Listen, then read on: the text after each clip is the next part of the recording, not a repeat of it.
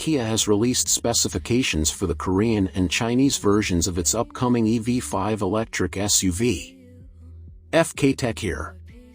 This little number is available in 3 versions: single motor short range, single motor long range, and single motor long range. A powerful EV5 GT is coming, but details are still scarce.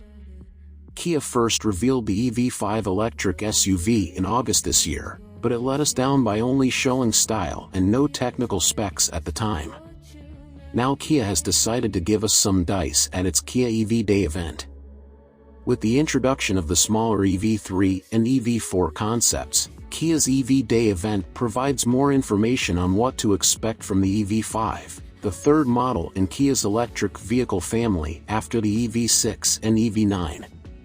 Because the cars are manufactured in China and Korea, and because these 2 markets are the first to purchase cars, most of the specifications discussed here apply only to China and Korea.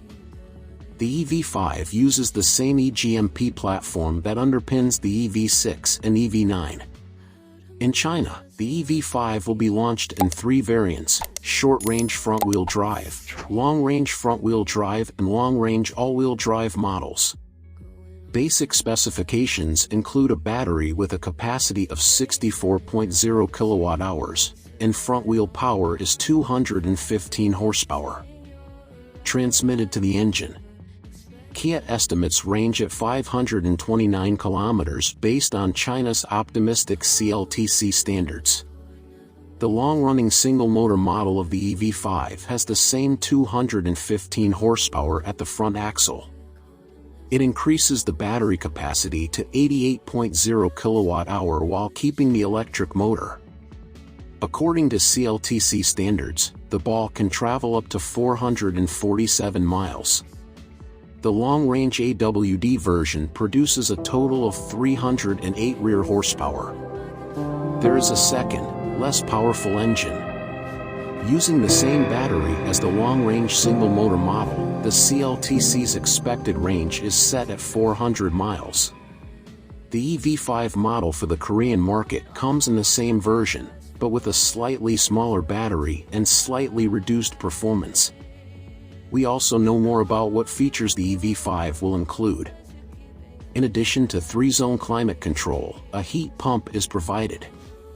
The dashboard features a 12.3-inch digital instrument cluster paired with a 12.3-inch infotainment touchscreen, with climate control functions moved to a separate 5.0-inch display. Aside from the steering wheel, Kia promises as few physical buttons as possible in the cabin. There are many other clever tricks inside. Although Kia has introduced a bench seat in the front row, it is not a true 3-seater, but at least in China, it is a passenger seat wide enough to replace the driver's seat and the traditional center console. Other markets use a traditional pillar-style center console. Seat surfaces can be made from recycled PET plastic or plant-based leather. There will also be a massage chair. But when it's time to camp under the stars, things get even more interesting inside. The second row folds down completely, turning the back half of the car into what Kia calls a sleeper, albeit a bit cramped. Knurling doesn't sound so gross thanks to fun things like fridge warmers and luggage compartments that double as tables. Kia also confirmed that an updated EV5 GT is in the works, but declined to comment further. We believe that patience is a virtue. Now things get a little murkier when it comes to the US market.